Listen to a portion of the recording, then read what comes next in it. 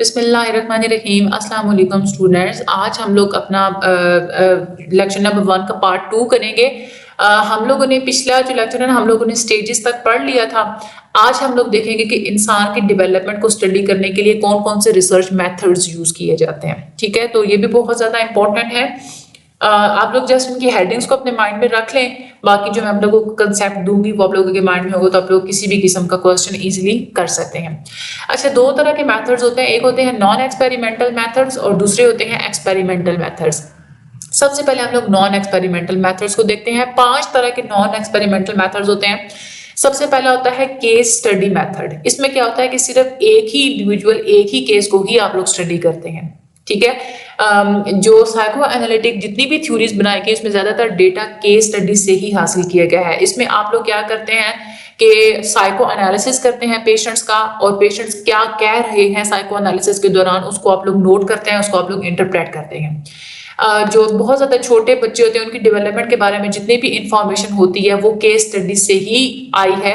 Baby biographies بھی ان کو بولتے ہیں، جس میں پیرنٹس خود ریکارڈ کرواتے ہیں کہ ہر گزرتے دن کے ساتھ ساتھ بچوں میں کیا کیا ڈیولپمنٹ ہوئی ہے۔ چارلز ڈارون نے اپنے بچے کے بارے میں کیس اسٹڈی کیا تھا، اس کے بعد جین پیاجے ہیں، انہوں نے اپنے تینوں بچوں کے اوپر انہوں نے اسٹڈی کی تھی۔ ریسنٹ بھی ایک اسٹڈی ہے جس کو پوائگنٹ اسٹوری آف جینی بھی بولا جاتا ہے۔ کیس اسٹڈیز آپ لوگوں کو بڑی ہی یوزفل اور بالکل گہرائی میں انفارمیشن پرووائڈ کرتی ہیں اور انڈیویجول کی بالکل رچ ڈسکرپشن دیتی ہیں، جیسے انسان ہوتا ہے بالکل ویسا ہی اس کو ڈسکرائب کرتے ہیں، لیکن اس کی کچھ شارٹ کمنگز بھی ہیں۔ ایک تو یہ ہے کہ کاز افیکٹ ریلیشن شپ آپ کو نہیں بتاتا، دوسرا یہ آپ لوگوں کو ایکسپلین نہیں کرتا بیہیویئر کو کہ کوئی بیہیویئر کیوں ہوا ہے، اور اس کے بعد یہ بھی ہوتا ہے کہ اس میں آبزرور بائیس بھی آ سکتی ہے، یعنی کہ جو انسان آبزرو کر رہا ہے کیس کو یا انڈیویجول کو وہ اس کی بائیسنس اس کے اندر آ سکتی ہے۔ جو ریکارڈر ہے جو ریکارڈ کر رہا ہے ہو سکتا ہے کہ وہ انسان کی ڈیولپمنٹ کے کسی ایک ایسپیکٹ پہ زیادہ فوکس کر رہا ہو، دوسرے ایسپیکٹ کو وہ اگنور کر رہا ہو، تو یہ بھی ہو سکتا ہے۔ اس کے بعد دوسری طرح کی جو نان ایکسپیریمنٹل میتھڈ ہے وہ ہے نیچرلسٹک آبزرویشن۔ اس میں کیا ہوتا ہے کہ ریسرچرز لوگوں کو ان کی ریئل لائف میں ہی جا کے ان کو جسٹ آبزرو کرتے ہیں، ریکارڈ کرتے ہیں، جیسے اسکولز، پری اسکولز میں یا جو نرسنگ ہومس ہوتے ہیں وہاں پہ جا کے ان کو ریکارڈ کیا جاتا ہے ان کے بیہیویئرس کو۔ اس میں کسی بھی قسم کا انوائرمنٹ وغیرہ یا بیہیویئر وغیرہ کوئی بھی مینیپولیٹ نہیں کیا جاتا، چینج نہیں کیا جاتا۔ ایک طرح کی نیچرلسٹک آبزرویشن ہوتی ہے ٹائم سیمپلنگ۔ یہ وہ یوز ہوتی ہے جس کو استعمال کرتے ہوئے کسی بھی مخصوص بیہیویئر کو ڈیٹرمن کیا جاتا ہے، یعنی کہ ایک مخصوص ٹائم پیریڈ میں کوئی بھی جو بیہیویئر ہے وہ کیسے ہوا ہے، ٹھیک ہے؟ کیسے بچے نے غصہ کیا، اس مخصوص ٹائم پہ کیسے بچہ رویا، یہ چیزیں جو ہے نا اس میں یہ ریکارڈ کی جاتی ہیں۔ یہ بھی بہت زیادہ فائدہ مند ہے، اسپیشلی جہاں پہ نارملی کچھ ایسے انسانوں کے اسپیکٹ ہوتے ہیں جن کو لیبارٹریز میں اسٹڈی نہیں کیا جا سکتا، تو ایسی چیزوں کو اسٹڈی کرنے کے لیے نیچرلسٹک آبزرویشن بیسٹ ہے۔ اور خاص طور پہ ایسی چیزیں جہاں پہ آپ لوگوں نے یہ ہوتی ہے نا کہ جو چیز جیسے جہاں ہوتی ہے آپ لوگوں نے سیم ویسا ہی اس کو ریکارڈ کرنا ہوتا ہے، لیکن اس میں ڈرا بیکس بھی ہیں۔ ایک تو یہ ہے کہ جو آپ لوگوں کی آبزرویشنس ہیں اس کی بنیاد پہ آپ لوگ کاز اینڈ افیکٹ کے بارے میں نہیں بتا سکتے، اور آبزرور کی پریزنس کی وجہ سے ہو سکتا ہے کہ بیہیویئر چینج ہو چکا ہو، کیونکہ انسان کو پتا ہو کہ مجھے آبزرو کیا جا رہا ہے تو وہ ڈفرینٹ طریقے سے شاید وہ جو ہے وہ بیہیو کرے۔ تیسرا جو طریقہ ہوتا ہے وہ ہوتا ہے لیبارٹری آبزرویشن۔ اس میں بھی کیا ہوتا ہے کہ ریسرچر صرف آبزرو کرتا ہے اور بیہیویئر کو ریکارڈ کرتا ہے، لیکن ایسی سیٹنگز میں جو ڈیزائن کی گئی ہوتی ہیں، ٹھیک ہے؟ یعنی کہ تمام کے تمام لوگوں کو ایک سیم بیسک سچویشن میں ڈالا جاتا ہے، پھر ان لوگوں کو آبزرو کیا جاتا ہے اور ریکارڈ کیا جاتا ہے۔ اس میں لیبارٹری آبزرویشن کا یہ فائدہ ہوتا ہے کہ اس میں آپ لوگوں کو کاز اینڈ افیکٹ ریلیشن شپ کا پتہ چل سکتا ہے۔ یہ زیادہ سائنٹیفک اور زیادہ ریلائبل طریقہ ہے آبزرویشن کا، لیکن اس کے کچھ ڈس ایڈوانٹیجز بھی ہیں۔ ایک تو یہ ہے کہ آپ لوگ اس کو جنرلائز نہیں کر سکتے، یعنی کہ آپ لوگ یہ نہیں کہہ سکتے کہ ہم نے یہ چیز آبزرو کی تو عام طور پہ تمام لوگوں میں یہ چیز ہوتی ہے، یہ آپ لوگ نہیں کہہ سکتے۔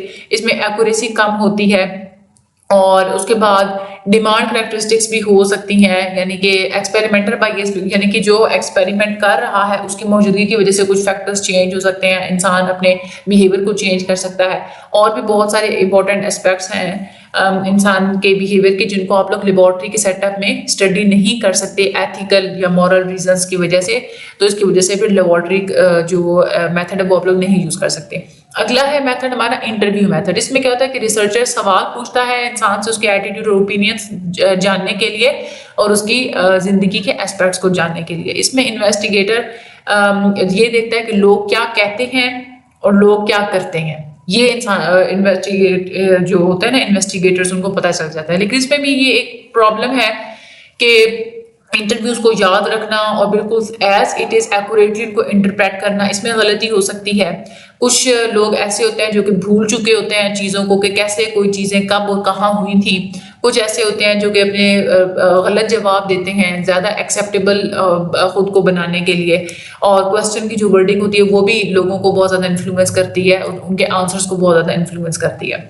آخری یہ ہوتا ہے کو ریلیشنل اسٹڈیز. کو ریلیشنل کا مطلب یہ ہوتا ہے دو ریلیشن شپ کے، دو ویریبلس کے درمیان پائے جانے والا ریلیشن شپ. تو کو ریلیشنل اسٹڈیز یہ ہوتی ہیں، آپ لوگ یہ دیکھنا چاہ رہے ہوتے ہیں کہ دو ویریبلس کا آپس میں کیا ریلیشن شپ ہے. یعنی کہ پیرنٹس اگر ذہین ہوتے ہیں تو کیا واقعی میں ان کے بچوں کی لینگویج ایبلٹی بھی اتنی ہی زیادہ ہوتی ہے. ان دو چیزوں کا آپس میں کوئی تعلق ہے یا نہیں ہے. اس میں آپ لوگ کیونکہ فیکٹرز کو دونوں ہی فیکٹرز کو آپ لوگ میئر کرتے ہیں، اس کو ہم لوگ فیکٹرز کو کیا کریں گے، ویریبلس کہیں گے. ویریبل کا ہوتا ہے ہر وہ چیز جو کہ چینج ہو سکتی ہے. اب انٹیلیجنس جو چینج ہو سکتی ہے، لینگویج ایبلٹی چینج ہوتی ہے، تو یہ ایک ویریبلس ہیں. اب لیکن اب یہ بھی ہو سکتا ہے کہ ایک بندے کے جو اسکورز انٹیلیجنس ٹیسٹ پہ زیادہ آئے ہیں، ٹھیک ہے، اور ان کے جو بچے ہیں ان کی ووکیبلری ان کی زیادہ اچھی ہے، تو ہم لوگ یہ کہہ سکتے ہیں کہ بھائی بچوں ماں باپ کی ذہانت کا اثر پڑتا ہے بچوں کی ووکیبلری کے اوپر. یہ ایک پازیٹیو ریلیشن شپ ہے کہ ماں باپ کی ذہانت جتنی زیادہ ہوگی تو بچوں کی ووکیبلری اتنی زیادہ اچھی ہوگی. ہم لوگ یہ کہیں گے کہ یہاں پہ پازیٹیو کو ریلیشن شپ پایا جاتا ہے. کو ریلیشنل اسٹڈیز میں آپ لوگوں نے ریلیشن شپ کے ڈائریکشن اور میگنیٹیوڈ کے بارے میں بھی بتانا ہوتا ہے. یعنی کہ پازیٹیو ریلیشن شپ ہے، نیگیٹو ریلیشن شپ ہے یا نیوٹرل ریلیشن شپ ہے. اور میگنیٹیوڈ بتانا ہوتا ہے کہ یہ جو ریلیشن شپ ہے یہ اسٹرانگ ہے یا ویک ہے. دو ویریبلس آپس میں پازیٹیولی تب ریلیٹ کریں گے جب ایک کے بڑھنے سے دوسرا ویریبل بڑھ رہا ہو، ایک کے کم ہونے سے دوسرا ویریبل کم ہو رہا ہو. نیگیٹو ریلیشن شپ تب ہوگا جب ایک ویریبل کے بڑھنے سے دوسرا کم ہو رہا ہو. اور کو ریلیشن کی رینج ہوتی ہے -1 سے لے کے +1 تک. اگر کسی کا کو ریلیشن ریزلٹ -1 آتا ہے تو ہم لوگ کہیں گے کہ یہ پرفیکٹ نیگیٹو ہے، اور اگر کسی کا +1 آئے گا تو اس کا مطلب کیا ہے کہ پرفیکٹ پازیٹیو کو ریلیشن شپ پایا جاتا ہے. اگر 0 ہوگا تو اس کا مطلب ہے کہ کوئی کو ریلیشن نہیں پایا جاتا. جتنا زیادہ بڑا نمبر آئے گا نا کو ریلیشن کا، اتنا ہی زیادہ ہم لوگ کہیں گے کہ اسٹرانگ ریلیشن شپ ہے، ٹھیک ہے. اور اس کے بعد لیکن حد ہے 1 +1 اور -1، ٹھیک ہے. اس کے بعد کوریلیشن کو جب آپ لوگ جان جاتے ہیں تو اس کے بعد پھر ریسرچرز کیا کرتے ہیں کہ پریڈکشنز بناتے ہیں ڈیولپمنٹ کے بارے میں. لیکن اس میں ایک یہ بھی ہے کہ کوریلیشنل جو بھی اسٹڈیز ہوتی ہیں وہ کاز اینڈ افیکٹ کے بارے میں نہیں بتاتی. فار ایگزامپل ہم یہ کہتے ہیں نا کہ ماں باپ اگر ذہین ہوں تو بچوں کی ووکیبلری اچھی ہوتی ہے، تو اس میں کاز اینڈ افیکٹ ہمیں نہیں بتایا گیا. یہ بھی تو ہو سکتا ہے کہ کوئی تھرڈ ویریبل ہو جس کی وجہ سے ماں باپ کی ذہانت بھی زیادہ ہو اور بچوں کی ووکیبلری بھی اچھی ہو. کوئی ایسا انوائرمنٹ ہو جس کی وجہ سے ماں باپ ذہین ہو اور بچوں کی ووکیبلری اچھی ہو. کوئی تھرڈ فیکٹر یعنی کہ جو کازز ہے نا اس کے بارے میں یہ نہیں بتاتا. یہ تھے ہمارے کون سے experimental method, naan experimental methods تھے. دوسرا جو میتھڈ ہوتا ہے وہ ہوتا ہے نان ایکسپیریمنٹل. اس میں 3 طرح کے ہوتے ہیں. ایک ہوتے ہیں لیبارٹری ایکسپیریمنٹس ہوتے ہیں، لیبارٹری میں ایکسپیریمنٹس کیے جاتے ہیں. دوسرے ہوتے ہیں ٹائلڈ ایکسپیریمنٹس، یعنی کہ اس میں انسان کی ہی روزمرہ زندگی میں جو ایک انوائرمنٹ ہوتا ہے، جو سیٹنگ ہوتی ہے، اسی کو ہی یوز کیا جاتا ہے. اور تیسرا ہوتا ہے نیچرلی اکرنگ ایونٹس کو ریکارڈ کیا جاتا ہے. جو لیبارٹری ایکسپیریمنٹس ہوتے ہیں اس میں کیا ہوتا ہے کہ لوگوں کو اسپیسیفک جگہ پہ لے کے آیا جاتا ہے اور ان کو ایک مخصوص قسم کی کنڈیشنز دی جاتی ہیں، مختلف قسم کی کنڈیشنز میں ان کو رکھا جاتا ہے اور پھر ان کے ریزلٹس جو ہے نا وہ ریکارڈ کیے جاتے ہیں. اب یہ بھی ہو سکتا ہے کہ دو آپ لوگوں کو ایک جیسی کنڈیشن میں رکھتے ہیں، ان کے جو ریزلٹ ہے آپ لوگ اس کو آپس میں کمپیئر کریں گے. ایسے بھی آپ لوگ کرتے ہیں کہ ایک بندے کو ایک کنڈیشن میں رکھیں گے، دوسرے بندے کو دوسری کنڈیشن میں رکھیں گے، اور پھر آپ لوگ اس کے آپس میں ریزلٹس کو کمپیئر کریں گے یہ دیکھنے کے لیے کہ کسی کنڈیشن کا کیا اثر پڑتا ہے انسان کے بیہیویئر کے اوپر، ٹھیک ہے. تو اس طرح سے آپ لوگ لیبارٹری ایکسپیریمنٹ کرتے ہیں. لیبارٹری ایکسپیریمنٹس میں کیا ہوتا ہے کہ آپ لوگ سچویشن کو اپنے کنٹرول میں رکھ سکتے ہیں اور یہ والی اسٹڈی ریپلیکیٹ کرنا بہت زیادہ ایزی ہوتی ہے. یعنی کہ اگر کوئی دوسرا انسان ایگزیکٹلی اسی طرح سے ہی اسٹڈی کو دوبارہ کرنا چاہتا ہے تو اس کو کاپی کرنا آسان ہوتا ہے. لیکن کیونکہ اس میں آپ لوگ سچویشن کو آرٹیفیشل رکھتے ہیں جس کی وجہ سے انسان ویسے نہیں ایکٹ کرتے جیسے وہ ریئل لائف میں کرتے ہیں. دوسرے ہوتے ہیں فیلڈ ایکسپیریمنٹس. فیلڈ ایکسپیریمنٹ میں کیا ہوتا ہے کہ ایکسپیریمنٹرز ایک سیٹنگ کے اندر جو ایک فیملیئر سیٹنگ ہوتی ہے اس کے اندر تھوڑی سی تبدیلی کرتے ہیں. جیسے اسکول میں جائیں گے, ہوم میں جائیں گے, گھروں میں جائیں گے, وہاں پہ جا کے تھوڑی بہت تبدیلیاں کریں گے. اس کے بعد ایک ہوتے ہیں نیچرل ایکسپیریمنٹس. نیچرل ایکسپیریمنٹس میں کیا ہوتا ہے کہ آپ لوگ یہ دیکھتے ہیں کہ دو لوگ یا دو گروپس جو کہ قدرتی طور پہ جو ہے نا وہ سیپریٹ ہو چکے ہیں, تو یا وہ قدرتی طور پہ ان کے حالات ڈفرینٹ ہیں, تو آپ لوگ کیا کریں گے کہ ان دونوں گروپس کا آپس میں موازنہ کریں گے. ٹھیک ہے. اب فار ایگزامپل اگر آپ لوگ یہ دیکھنا چاہ رہے ہیں کہ جو دو آئیڈینٹیکل ٹوئنس ہیں اگر ان کی ڈفرینٹ طریقے سے پرورش کی جائے تو کیا وہ ڈفرینٹ طریقے سے بیہیو کریں گے, یعنی کہ پرورش کا کیا اثر ہوتا ہے. تو آپ یہ تو نہیں نہ کر سکتے کہ دونوں ٹوئنس کو آپ لوگ الگ کر دیں. تو آپ لوگ یہ دیکھیں گے کہ کون سے دو ٹوئنس ہیں جو کہ قدرتی طور پہ بچپن میں الگ ہو چکے تھے اور وہ ڈفرینٹ ماحول میں پلے بڑے ہیں. تو پھر آپ لوگ اس کو ان کی آپس میں آپ لوگ ان کو کمپیئر کریں گے. ٹھیک ہے. اس میں آپ لوگ ایونٹس کو آرٹیفیشلی نہیں کریٹ کرتے کیونکہ ان ایتھیکل ہوتے ہیں یہ ایونٹس ان کو چینج کرنا. تو آپ لوگ وہ قدرتی طور پہ بس وہ خود چینج ہو چکے ہوتے ہیں. اچھا, یہ تو ہم لوگوں نے دیکھا تھا کہ یہ والے جو ہے نا وہ میتھڈز یوز ہو سکتے ہیں ایکسپیریمنٹ کے لیے, یعنی کہ ایکسپیریمنٹل میتھڈز بھی ہوتے ہیں, دوسرے بھی ہوتے ہیں. ریسرچ کے لیے یہ میتھڈز یوز ہوتے ہیں. اب ہم لوگ دیکھیں گے کہ ڈیٹا کو اکٹھا کرنے کے لیے کون سے میتھڈز یوز ہوتے ہیں. کامنلی جو دو طریقے استعمال ہوتے ہیں, ایک ہوتا ہے کراس سیکشنل میتھڈ اور لانگیٹیوڈنل میتھڈ, لیکن اس کے علاوہ ایک سیکوینشل ڈیزائنس کو بھی استعمال کیا جاتا ہے. کراس سیکشنل اسٹڈی کیا ہوتی ہے کہ اس میں جو ہے لوگوں کو ڈفرینٹ ایجز پہ ایک ہی اوکیزن, ڈفرینٹ ایجز سے تعلق رکھنے والے لوگوں کو ایک ہی موقع پہ اسٹڈی کر لیا جاتا ہے. ٹھیک ہے.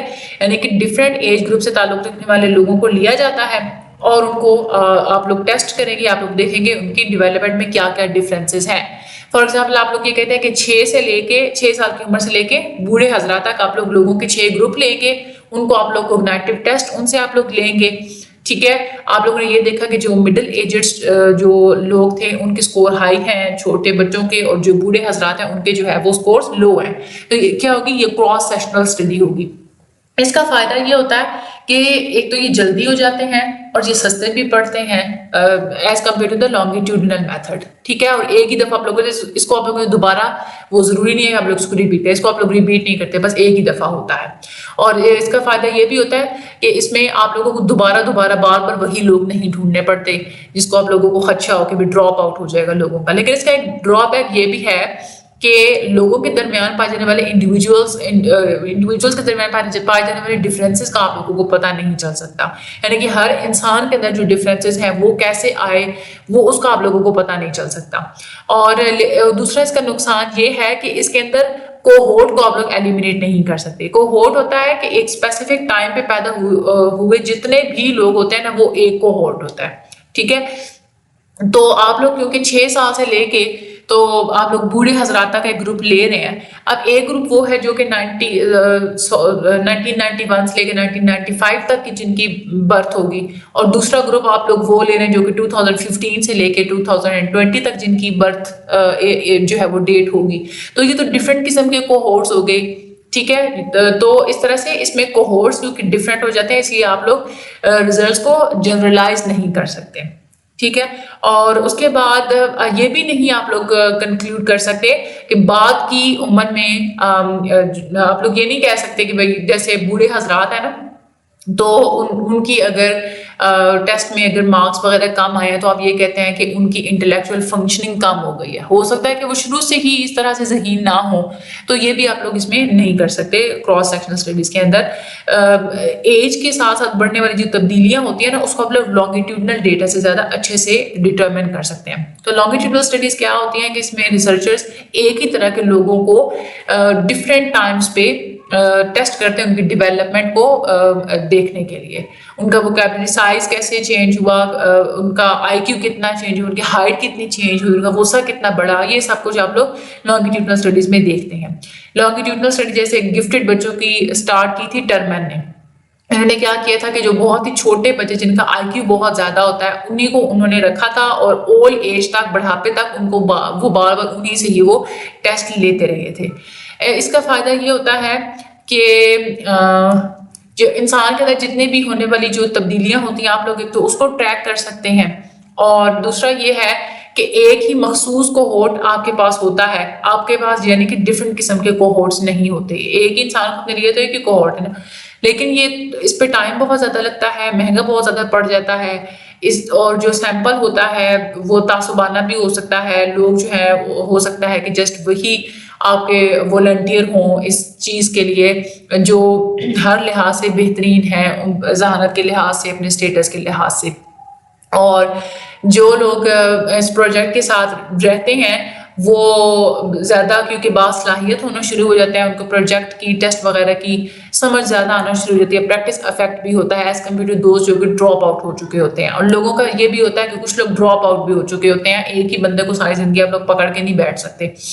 اس کے بعد تیسری ہوتی ہے سیکوینشل اسٹڈیز۔ سیکوینشل اسٹڈیز کیا ہوتا ہے کہ یہ دونوں کا، کراس سیکشنل اسٹڈی کا اور لانگیٹیوڈنل اسٹڈی کا ایک کمبینیشن ہے۔ اس میں آپ لوگ کیا کرتے ہیں کہ ڈفرینٹ طرح کے لوگ لیتے ہیں، ایک طرح کے لوگ نہیں لیں گے، ڈفرینٹ طرح کے لوگ لیں گے جیسے کہ کراس سیکشنل سیمپل میں ہوتا ہے، لیکن آپ لوگ اس کو ایک سے زیادہ دفعہ لوگوں پہ ٹیسٹ کریں گے جیسے لانگیٹیوڈنل میں ہوتا ہے، ٹھیک ہے؟ تو اس طرح سے آپ لوگوں کو زیادہ ریئلسٹک اسسمنٹ مل جاتی ہے، تو زیادہ تر اسی پیٹرن کو جو ہے وہ فالو کیا جاتا ہے۔ آگے ہمارا جو ہوگا لیکچر نمبر 2 اس میں ہم لوگ مزید ڈیولپمنٹل سائیکالوجی کے بارے میں اسٹڈی کریں گے۔ یہ آپ لوگوں کے تینوں جو میتھڈز ہیں بہت زیادہ امپورٹنٹ ہیں، لانگ کوسچن کے حوالے سے، ڈیٹا کلیکشن کے جو میتھڈز ہیں اور جو مختلف قسم کے ایکسپیریمنٹس ہیں کہ آپ لوگوں کو ڈفرینسز پتہ ہونے چاہیے۔ ہیڈنگس آپ لوگ اپنے فنگر ٹپس پہ رکھیے گا، باقی چینل کو سبسکرائب لازمی کر دیجیے گا، مجھے اپنی دعا میں یاد رکھیے گا۔ Thank you so much and اللہ حافظ۔